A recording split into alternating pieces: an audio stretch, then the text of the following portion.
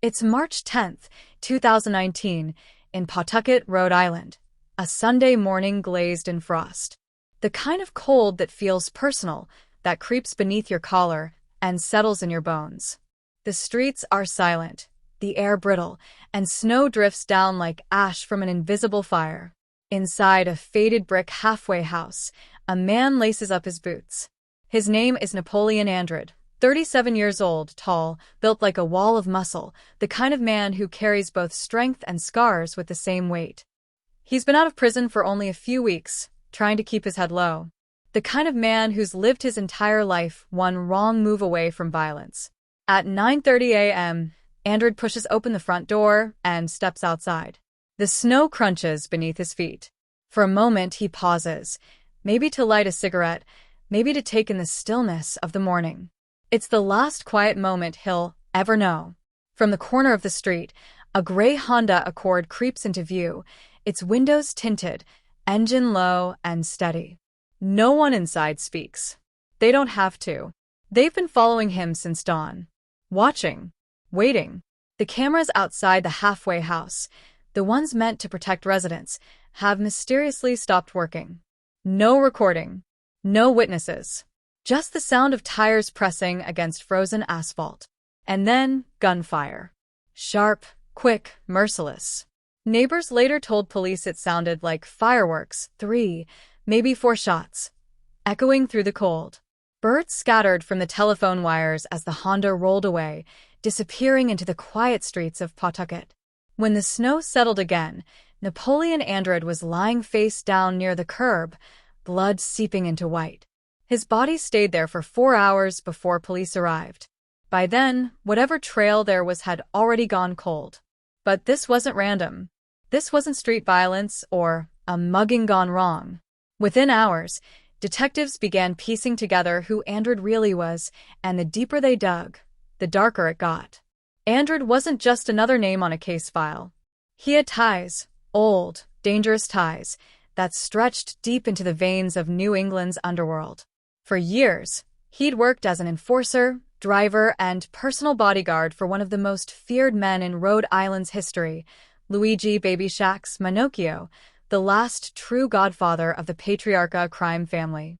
To the outside world, Manocchio was a frail old man, polite, quiet, living above a laundromat in Providence. But to the people who owed him money, he was death in slow motion. His handshake meant protection.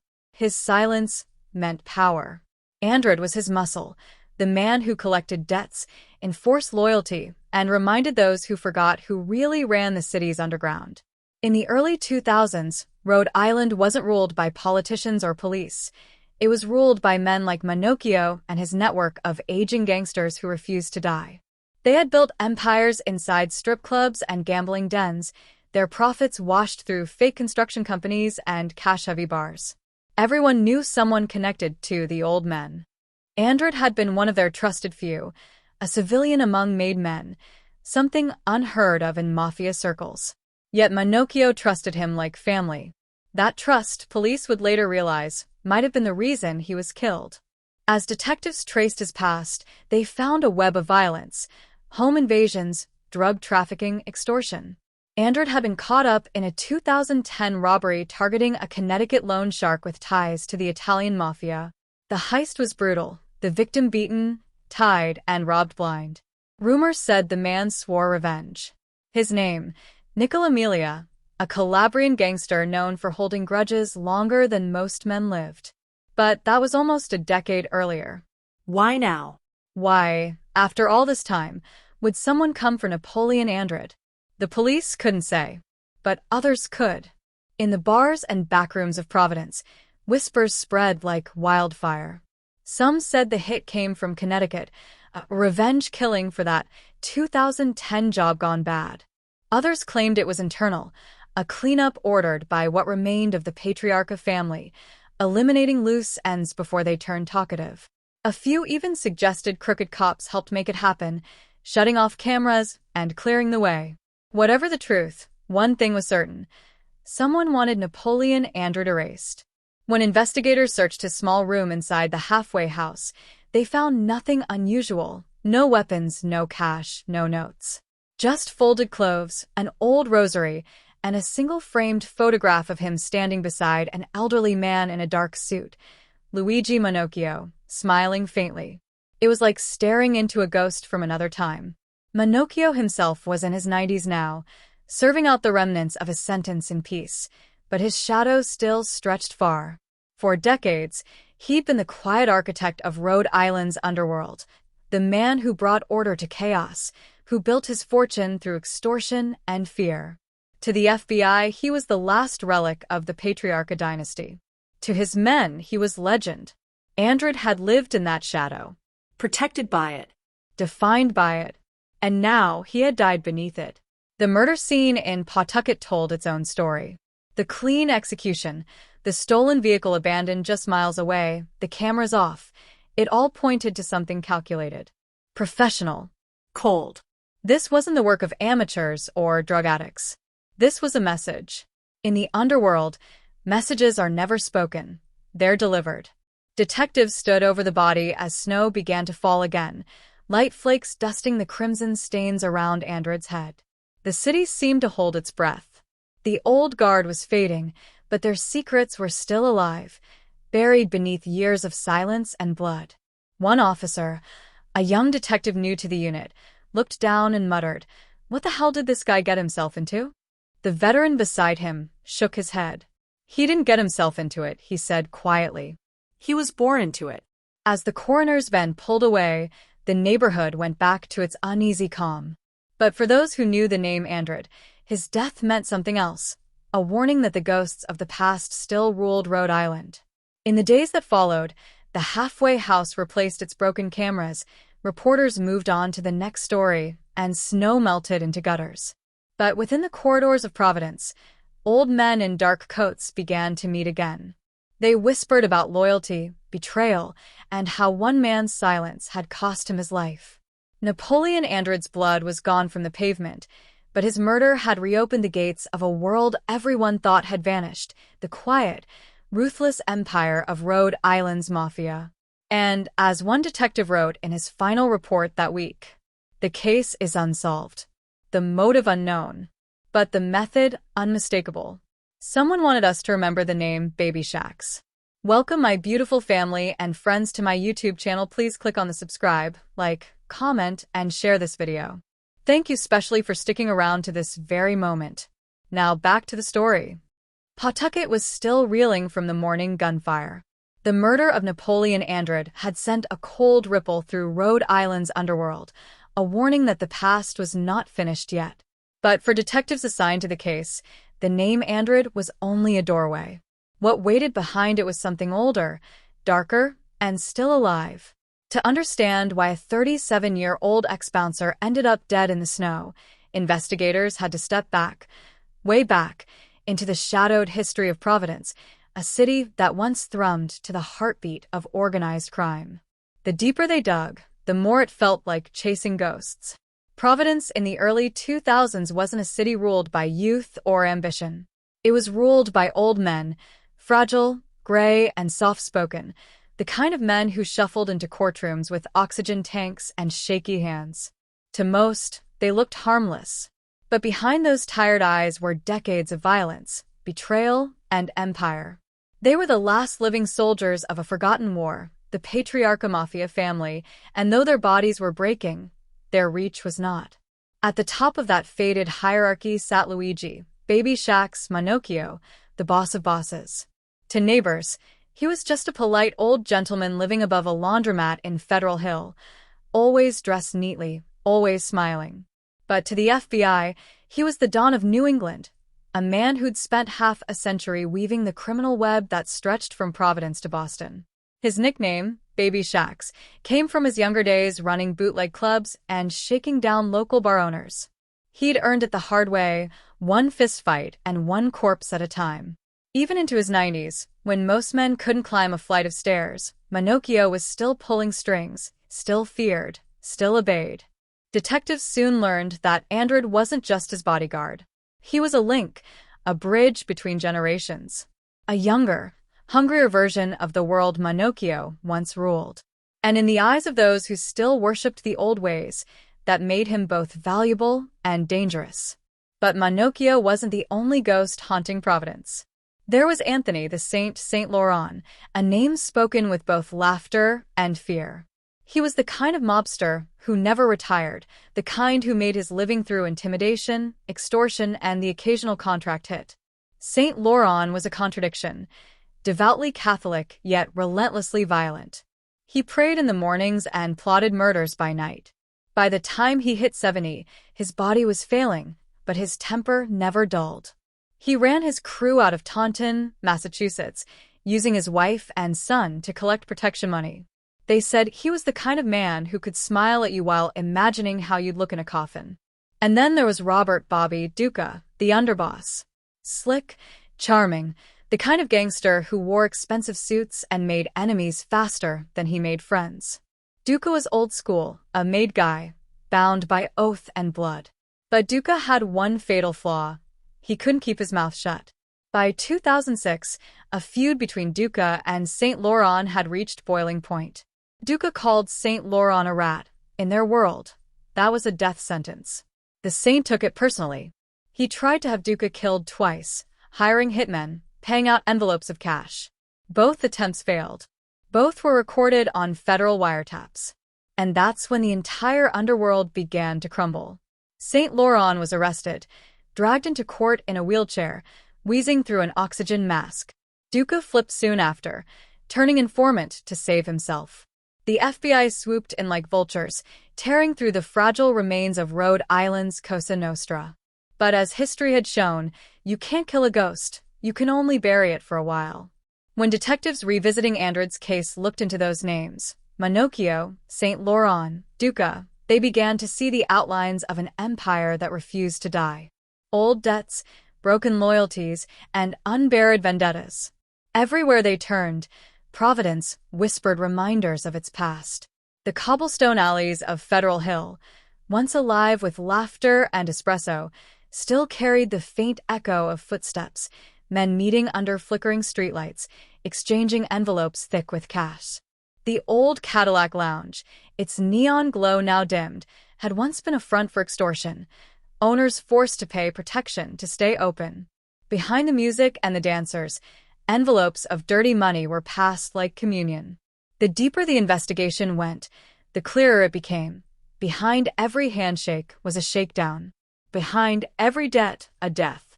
The detectives began pulling old wiretap transcripts, reading through conversations recorded decades earlier. There were voices of men long dead, raspy, half-drunk, talking about money, loyalty, and taking care of problems. One phrase appeared again and again. Do what you gotta do. To outsiders, Providence might have looked peaceful, quaint even, with its old churches and quiet diners. But beneath that surface, the city was a living mausoleum of crime. The Mafia wasn't a headline from the past. It was the pulse still beating under the concrete. The investigators started piecing together Andred's timeline. He had worked as muscle at clubs connected to Manocchio's operations. He'd collected payments, enforced silence. But when the feds cracked down in the 2010s, many of those clubs flipped ownership, and the players scattered. Some retired, others disappeared. Andred stayed behind, trying to find a way out of a life that never lets go. It didn't matter. Once you've carried secrets for men like Luigi Manocchio, you never truly walk free. Every door the police knocked on led them back to the same dead ends, people who suddenly didn't remember, cameras that malfunctioned, witnesses who moved away. It was as if the city itself had chosen to forget, to protect its ghosts. One detective, reading through old case notes in the precinct late one night, scrawled a line in the margin. The mob here doesn't vanish. It fades like smoke in the snow. That smoke still hung over Providence. You could see it in the silence of men at coffee shops, the way older residents lowered their voices when certain names were mentioned. You could feel it in the chill of those narrow streets, where even the bricks seemed to remember. To outsiders, the Mafia in New England was ancient history. But to the men who had lived it, the code was still alive. Omerta, silence. And so, as the investigation into Napoleon Andred's murder deepened, Detectives realized they weren't just solving a killing. They were reopening an entire era, an era that had never truly closed. The ghosts of Providence weren't gone. They were watching from old bar stools, from nursing homes, from behind the glass of long-shuttered clubs. They had survived prison, betrayal, even death. And every one of them knew what the cops were only beginning to understand. When you live your life in the shadow of men like Baby Shacks, the streets remember your name long after you're gone. Providence was their city, their graveyard, and no matter how much time passed, the ghosts still ruled the night. The new millennium came and went, but in Providence, time seemed to stop somewhere back in the 1970s. The city had changed, technology, politics, faces, but the shadows hadn't. They still belonged to the same men who had ruled them for half a century. By the 2000s, America had traded payphones for cell towers and organized crime for corporate greed. But on Federal Hill, the quiet heart of Rhode Island's underworld, the old ways lived on. In a dim apartment above a laundromat, a man everyone thought was finished was still pulling the strings. His name was Luigi Baby Shacks Manocchio, short, wiry, sharp-eyed. A relic from the golden age of the Mafia, when blood oaths were sacred and silence was stronger than any bullet. The newspapers called him frail. The FBI called him cunning. But on the streets, he was simply the boss. Manocchio's office wasn't a mahogany suite or a cigar-filled backroom. It was a kitchen table, a rotary phone, and a half-empty pot of espresso. From that modest apartment, he controlled an empire built not on casinos or narcotics, but something more subtle: fear and familiarity. His business wasn't glamour, it was geography. He owned Providence block by block, every club, every bookie, every whispered deal that passed through the city's nightlife. The Patriarcha crime family had once been one of the most feared on the East Coast. Now it was older, smaller, but somehow more dangerous, a network of gray-haired men who had nothing left to lose. They didn't chase new rackets or flashy scams. They stuck to what they knew: extortion, loans, protection, silence. At the center of their cash flow was the city's strip club industry. The Cadillac Lounge, the Foxy Lady, the Satin Doll, clubs that glittered under neon lights, filled with music, money, and men looking to forget themselves. What most patrons didn't know was that every dollar spent inside those clubs was taxed twice, once by the owners, and again by Baby Shacks' crew. If you wanted your business to stay open, you paid. If you wanted your dancers protected from uninvited guests, you paid. And if you didn't, someone like Napoleon Andred came to visit. Andred was the boss's arm. Young by comparison, ruthless by necessity. He collected envelopes, delivered threats, made examples. He was the kind of man who didn't need to raise his voice. His presence did the talking. Club owners learned fast. A polite smile from Andred was better than a warning from anyone else. The Patriarcha family had survived longer than anyone expected, not because of its size, but because of its subtlety. While other mobs across America crumbled under indictments and betrayals, Manocchio's world ran on discretion. He didn't roar, he whispered. But silence only lasts as long as everyone keeps it. One man wasn't quiet: Nicola Amelia, a Calabrian loan shark from Connecticut with a temper as short as his patience. He wasn't officially part of the Patriarcha family, but his reach crossed into their territory, and that, for men like Manocchio, was an act of war. Amelia was old, too, but not frail. A scarred face, cold eyes, the kind of man who saw violence as both language and currency. He ran his operation like a priest runs confession: private, loyal, and unforgiving. He loaned money to anyone desperate enough to ask, and collected it in ways that left people wishing they hadn't. For a time, there was peace between him and the Rhode Island crews, an uneasy truce born of greed and fear. But greed has a way of souring alliances. Sometime around 2009, one of Manocchio's men, or maybe Andred himself, crossed Amelia on a debt collection gone wrong. Details were hazy, but the fallout was real. Someone got robbed.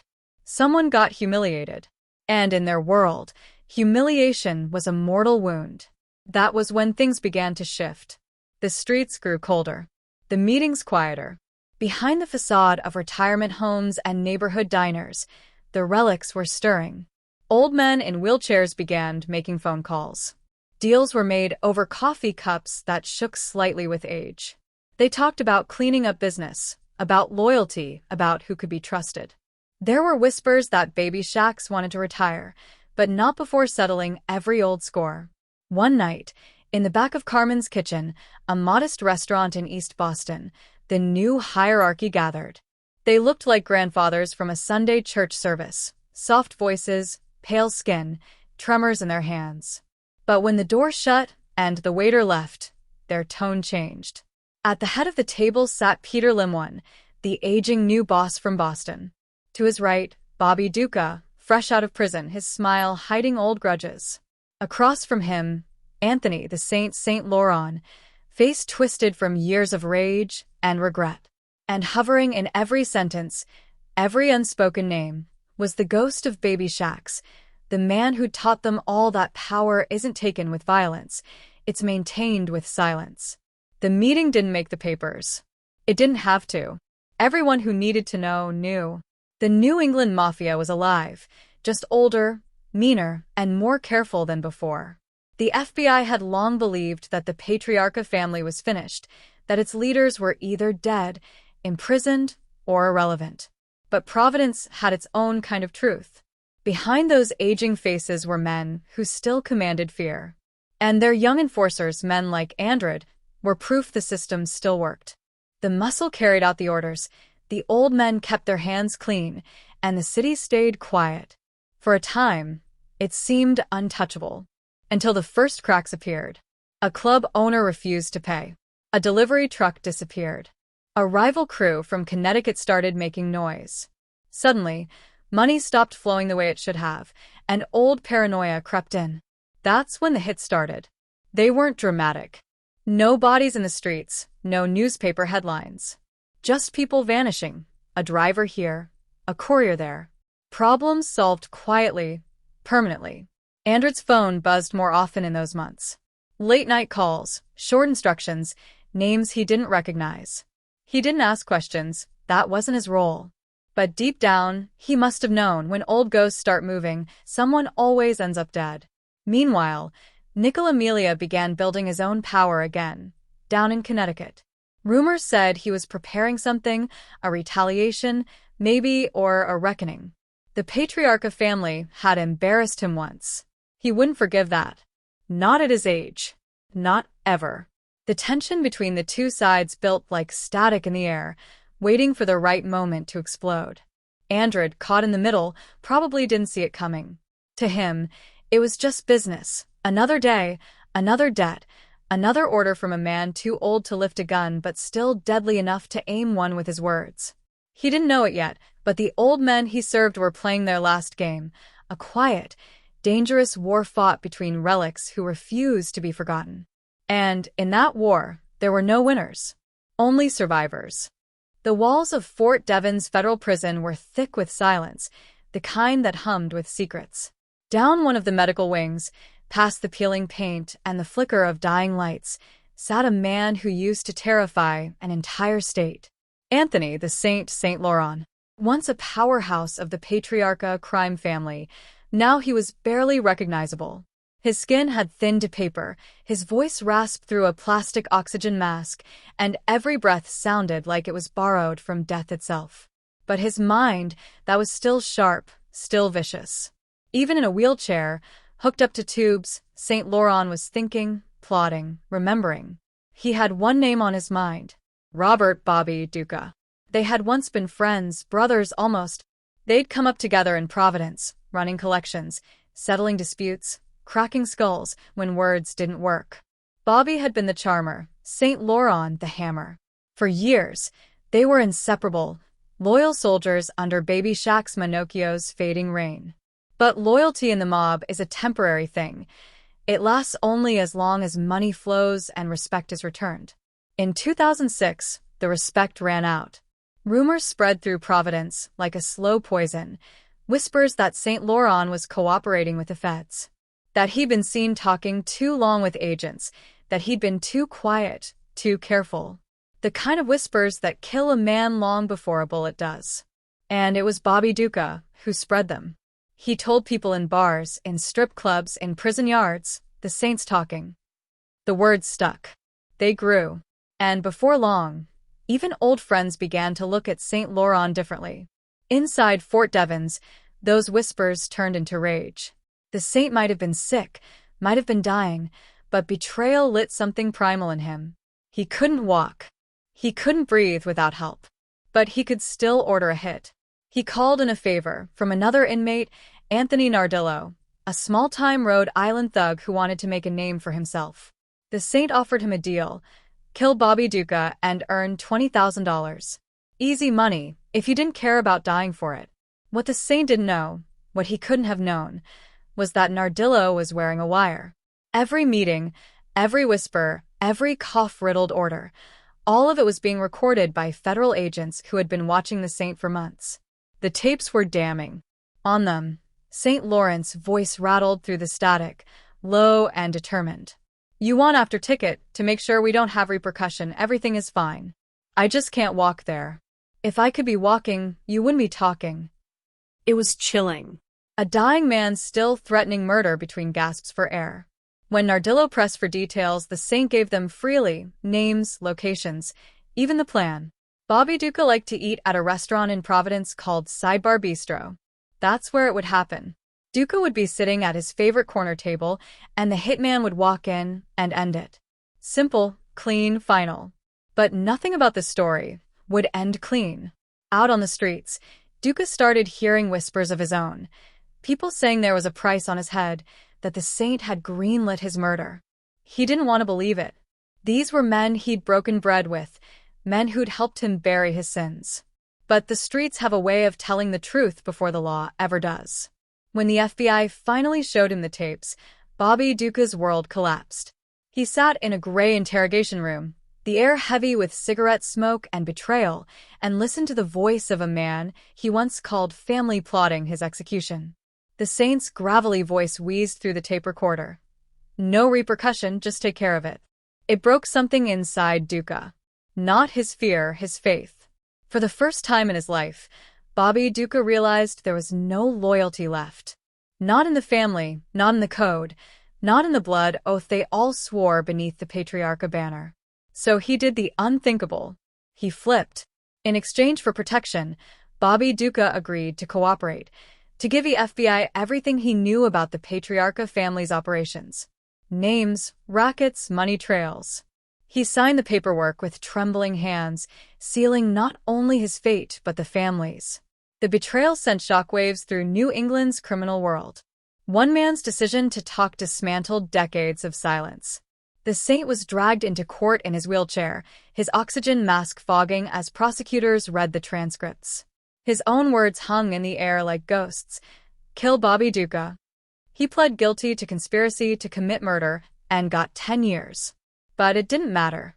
The damage was already done. With Duca's cooperation, investigators tore apart the remains of the Patriarcha empire. Dozens of arrests followed: bookies, collectors, middlemen.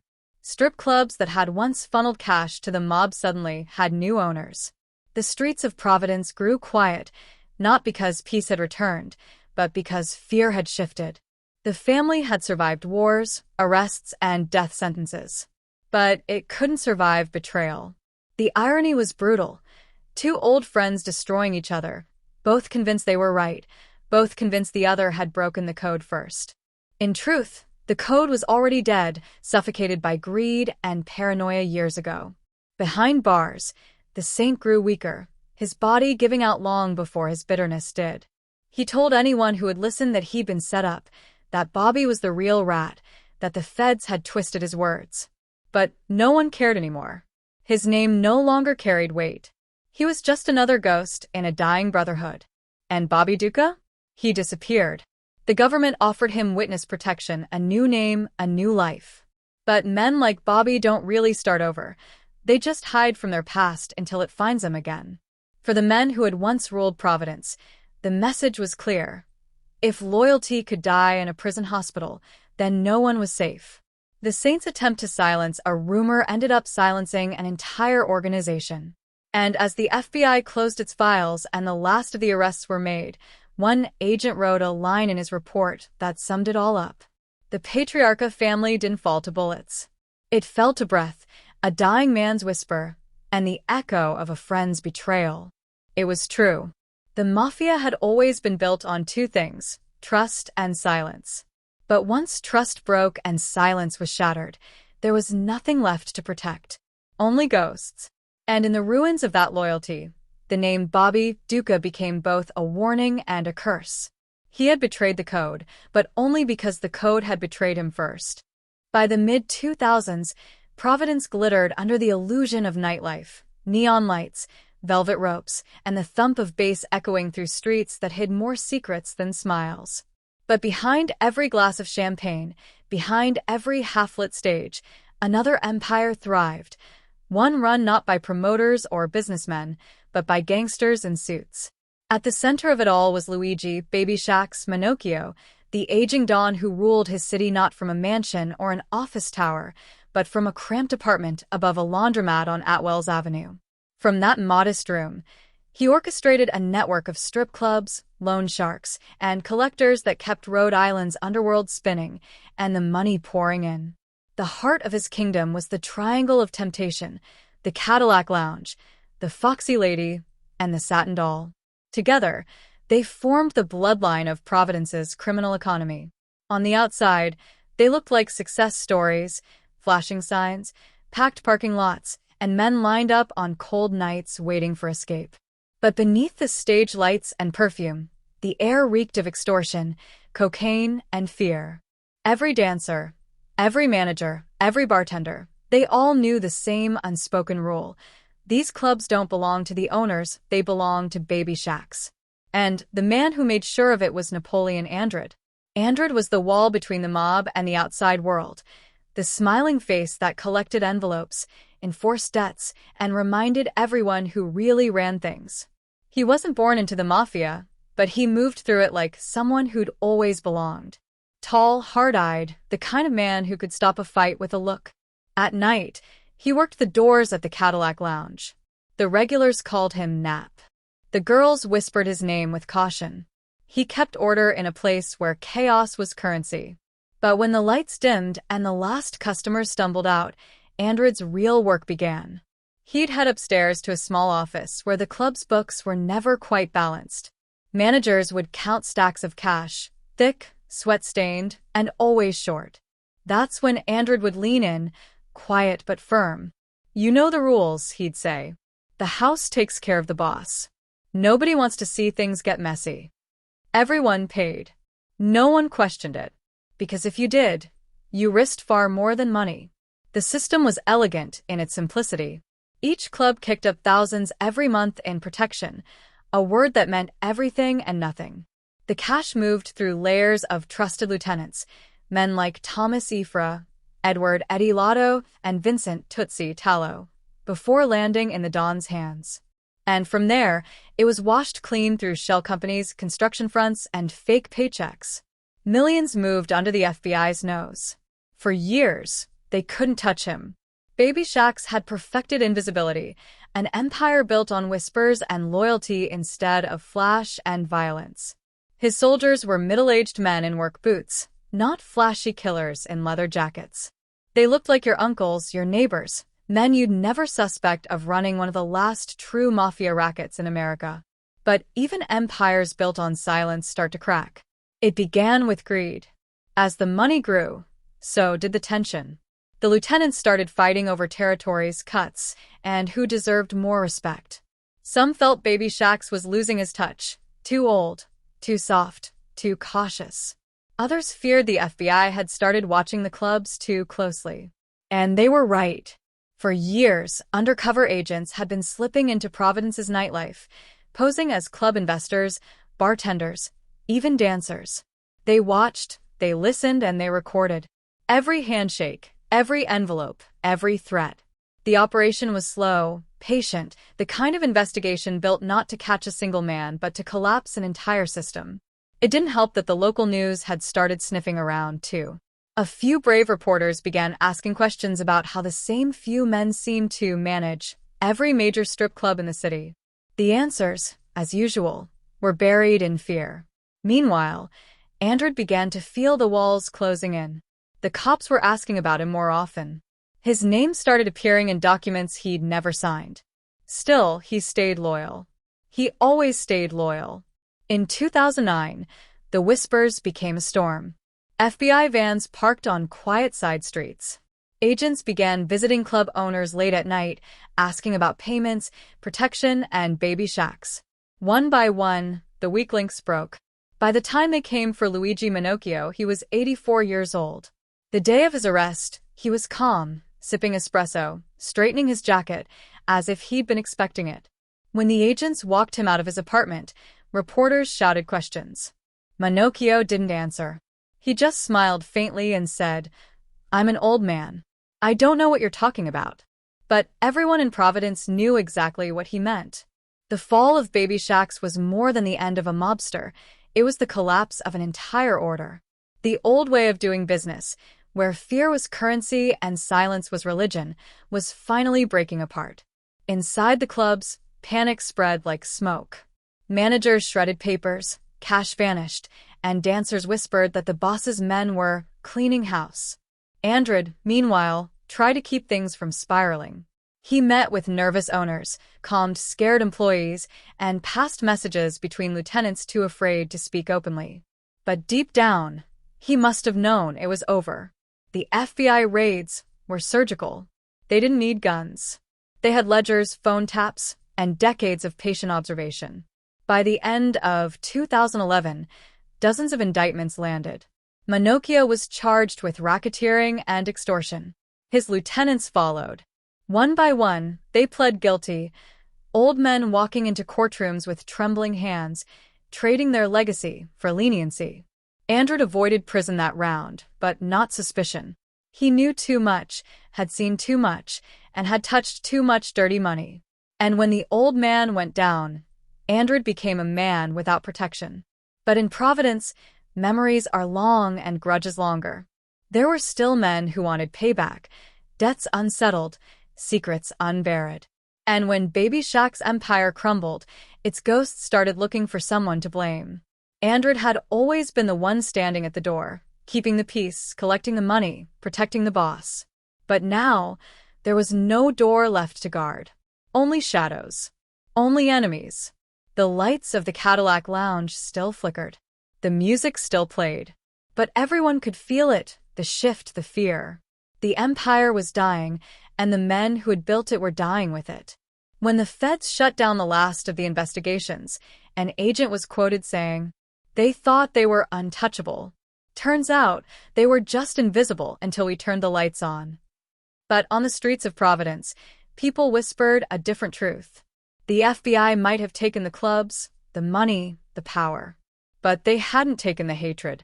And hatred, like loyalty, never really dies.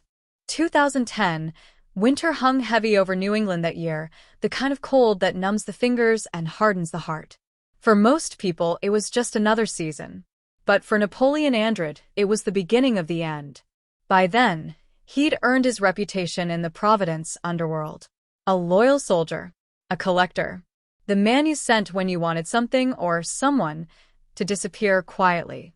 But even the most trusted men grow restless, and greed doesn't sleep. So when Nicola Amelia, an aging Calabrian loan shark from Connecticut, came calling with a proposition, Andred didn't hesitate. Amelia had a problem, a long-standing feud with another gangster, an old rival who'd been skimming money from him for years. The man was 78 years old, retired in theory but still dangerous in practice. He lived like a ghost of the old world, paranoid, reclusive, and sitting on a fortune in cash, gold, and diamonds. Amelia wanted that fortune. And he wanted revenge. The plan was simple on paper, a home invasion, clean and quick. Andred would bring the muscle, Gennaro Milea would drive, and Milea, despite his age, would lead the way. It was supposed to be over in minutes. In the world they lived in, things rarely went to plan. On the night of the job, a wet snow fell over North Stamford, Connecticut, muffling the sound of their approach. The three men rolled up in a black sedan, headlights off. Inside the house, The old gangster was watching television, the glow flickering across decades of bad memories. Andred went first, wearing a delivery jacket, a box under one arm. When the old man opened the door, the mask dropped. The shove came fast, the kind of violence that feels rehearsed. He hit the floor before he could scream. For a few minutes, it was chaos. Shouts. Scuffling. The smell of sweat and fear. They tied him to a chair, duct-taped his mouth, and started tearing the place apart. Closet doors slammed. Drawers spilled open. Under beds, behind pictures, inside vents, they searched every inch. It was like a feeding frenzy. Melia found the safe behind a wardrobe. When they cracked it open, $216,000 in cash and jewelry spilled out, gold chains, watches, a shotgun. Andred laughed, the kind of nervous laugh that always comes before regret. Melia pocketed the money like a man possessed, mumbling to himself in Italian. Before they left, someone, maybe Andred, maybe not, untied the old man's gag. He begged them to leave him something. Melia tossed a few crumpled bills onto the floor and said coldly, "For your Starbucks." Then they were gone. It should have ended there, 3 men, 1 heist, another secret to bury. But secrets never stay buried long when they involve pride. Word spread fast. Within weeks, everyone in Connecticut's underworld knew what had happened, that Nicola Melia had been robbed and humiliated in his own house by men he trusted. What stung worse wasn't the money. It was the embarrassment. A mobster like Melia lived off reputation, and his had just been stripped bare. He swore revenge. Loudly. Publicly. In that world, you don't make promises like that unless you mean to keep them. Andred knew what was coming. He'd heard the stories. Melia had ties overseas, men who owed him favors, killers who didn't need explanations. But Andred still walked the streets like a man untouchable, protected by his old connections to baby shacks and the Providence crew. Maybe he thought his loyalty bought him safety. Maybe he thought the old man would forget. He was wrong on both counts. In 2011, the FBI raid shattered the Providence Mafia. Andred went down for drug trafficking, small time compared to his bosses, but enough to earn him 10 years behind bars. When he got out, the world was different, colder, quieter, and much smaller. By 2019, Andred was a ghost of himself, staying in a halfway house in Pawtucket. No money, no protection, just the weight of his past following him like a shadow. That's when the strange thing started. A call late one night, no voice on the other end, just breathing. Another, a few days later. Then nothing. At first, he brushed it off. Probably someone from the old days, a prank, a bad memory trying to come alive. But the feeling stuck with him. The air outside his window felt heavier. He started noticing small things. The security cameras at the halfway house, the ones that usually flickered red in the dark, had gone dead. No blinking lights. No hum. Just silence. When he asked the staff about it, they said there'd been a wiring issue. But Andred had been around long enough to know that coincidences don't exist in his world. The paranoia built slowly, like water rising in a locked room. Every car that passed too slowly. Every unfamiliar face outside. Every creak of the floorboards at night. Andred began sleeping with the light on, a habit he hadn't had since prison. Some said he started drinking again, muttering to himself about ghosts and old debts. Others said he began talking to people who weren't there, replaying conversations he'd had a decade earlier, as if trying to rewrite the past. What he didn't know, what he couldn't know, was that his past was already coming for him. Far away, in Connecticut, Nicola Melia was still alive. Older now, slower, but his hatred hadn't aged a day. To him, the home invasion wasn't just a crime, it was a personal stain. In his mind, revenge wasn't justice, it was duty. When he talked about it to the few men who still visited him, he'd say things like, "Time doesn't change what's owed. It just collects interest." By early 2019, Andred's name had resurfaced. Someone had seen him in Providence. Word spread fast, the kind of word that doesn't travel through phones but through whispers, through bars, through favors. Then, on a Sunday morning in March, the cameras at Andred's halfway house mysteriously shut off again. Minutes later, a gray Honda Accord pulled up outside. 3 men inside. No words. Just waiting. Andred stepped out, wearing a heavy jacket, his breath fogging in the cold air. He didn't look up. Didn't notice the car. The doors creaked open. A pause. Then gunfire. Quick. Precise. Cold. When it was over, Andred was lying in the snow, face down, blood pooling beneath him. The hunters had finished what started 9 years earlier in that house in North Stamford. The message was clear. Some deaths in the underworld don't expire. They only mature. Andred's mistake wasn't the home invasion itself. It was believing he could escape the past. But in the world he came from, the past is a living thing. It waits. It watches. And eventually it comes to collect. By the winter of 2024, the streets of Providence had grown quiet. The neon lights that once bled color across the brick walls of Federal Hill now flickered half-heartedly, like the last pulse of a dying heart. The strip clubs that used to buzz with cash and danger had new owners, new names, new rules. The world had moved on. But in one dim apartment above a laundromat, time had stopped decades ago. It was there, in that same humble apartment, that Luigi, Baby Shaq's Manocchio, the last Don of Rhode Island, drew his final breath. 97 years old. Nearly a century of sin, sealed behind a polite smile and a whisper-soft voice. When word spread that the old man was gone, the city didn't mourn. Providence simply paused, as if the streets themselves recognized that an era, one soaked in fear, loyalty, and blood, had finally ended. Manocchio's death didn't make national news. There were no headlines, no breaking stories. Just a few lines in the local paper. Luigi Manocchio, 97, former Providence resident, passed away peacefully. Peacefully. It was almost cruel, that word, because there was nothing peaceful about the life he led. For decades, Baby Shaq's had been the quiet architect of an invisible kingdom. He ruled not with guns, but with glances, not through fear alone, but through understanding.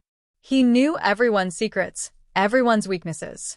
He built an empire on silence and demanded it from all who served him. He had watched lieutenants age and die, watched his soldiers rot in prison cells, watched friends turn to informants and enemies rise from the ashes. And yet, through it all, he remained untouchable, unshaken, unseen. Until death, the one enemy no man could outsmart, finally came knocking. They said he died sitting in his favorite chair, half asleep, a cup of espresso cooling beside him. No family left. No loyal soldiers at his side. Just the hum of the city he once owned, fading beyond his window. His empire was already gone, reduced to whispers, old photos, and FBI transcripts gathering dust in federal archives. And yet, like a curse, his shadow lingered. Because in the corners of Providence, there were still reminders, ghosts that refused to die. The unsolved murder of Napoleon Andred was one of them. Nearly 5 years had passed since that cold March morning in Pawtucket, when Andred was found face down in the snow, a bullet in his chest and no witnesses to speak for him. The case had gone cold faster than the blood on the sidewalk. Police reports offered theories, but no answers. Some said it was revenge, that Nicola Amelia, the old Calabrian shark from Connecticut, had finally made good on his promise. That his men had tracked Andred's release, found their moment, and delivered retribution with surgical precision. Others whispered a darker story, that the hit had help. That corrupt cops, old friends of Manocchio's or Amelia's, had turned off the security cameras that morning. That Andred's death wasn't just a personal vendetta, it was a cleanup, a silencing, a reminder that the code of Omerta still had teeth. The truth? It never surfaced. Like everything in Rhode Island's underworld, the facts sank into the same swamp of rumor, fear, and loyalty that had always protected its secrets. To the FBI, Andred's murder was just another unsolved case file. But to the people who remembered him, the ones who'd seen him at the club doors, who'd watched him collect envelopes and keep the peace, it was a ghost story. A story about how the past never dies, it just waits. They said that in the weeks after Baby Shaq's death, a few old faces reappeared around Providence. Men in their 70s and 80s, gray and frail, gathering for quiet dinners that felt more like funerals. No words about business. No talk of loyalty or the old ways. Just silence. Heavy, unspoken, sacred silence. And in that silence, something became clear. The Patriarcha family, the empire that once ruled all of New England, hadn't truly disappeared. It had retreated, gone underground, where the ghosts of its founders still whispered like wind through the alleyways of Federal Hill. The FBI called it dismantled. But the old-timers knew better. You don't dismantle a code. You just stop saying it out loud. Because silence, that was the one rule that had always endured. Luigi Manocchio had built his world on that single truth. When men broke it, they died. When they kept it, they lived, but only barely. Silence wasn't safety. It was survival. And in the end, when the last of them was gone, Providence itself fell silent. The strip clubs turned into bars. The envelopes stopped changing hands. The violence faded into memory. But beneath that quiet surface, the ghosts still moved, the way old sins always do. If you walk the right streets late enough, you can still feel it. The weight of it. The stories the city refuses to tell. The invisible history written not in ink, but in blood. A retired cop once said, "Rhode Island's mob didn't vanish. It just went to sleep. And God help us if it ever wakes up again." Maybe he was right. Because every few years, a rumor surfaces. A restaurant gets torched. A club changes ownership overnight. A man disappears without a trace. And for a fleeting moment, the city remembers. It remembers Baby Shaq's. It remembers the Saint and Bobby Duca and Napoleon Andred, all those men who lived by a code older than the city itself. Their names still linger in the court documents and yellowed case files, buried in basements and locked cabinets. Their faces fade from photos, but their echoes live on, in whispers in bars, in glances traded between men who should have forgotten long ago. Because in Providence, forgetting is dangerous. Remembering is worse. And so the story ends the way it began, not with a bang, but with silence. No justice. No closure. Just 100 years of loyalty, greed, and betrayal frozen beneath the snow. Luigi, Baby Shaq's Manocchio, the last Don of Rhode Island, is gone. His empire has crumbled. His soldiers are dead, imprisoned, or ghosts. And yet, somehow, he still rules. Not through fear. Not through power. But through the one thing the underworld always valued more than gold or blood: secrecy. In the end, the Rhode Island Mafia didn't vanish. It just grew quiet. Because silence is the one rule that never dies.